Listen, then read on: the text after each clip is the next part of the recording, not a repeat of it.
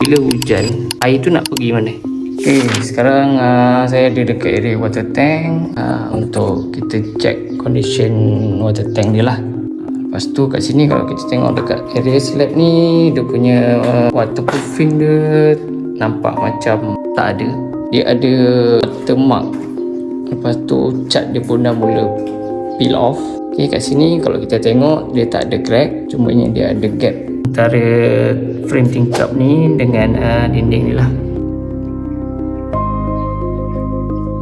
Sampailah ke sana. So bila hujan, air hujan masuk dekat yang gap ni, air tu dia seep through dan dia akan basahkan dinding bahagian dalam bilik tu lah.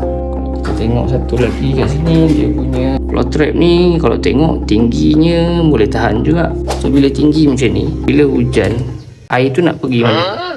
So dia takkan pergi ke mana-mana dan dia akan bertakung lah dekat area-area yang rendah. Okay, bila hujan dia basah, air tak lepas, dia kering sendiri sebabkan panas. Lama-lama dia boleh ada molding macam ni.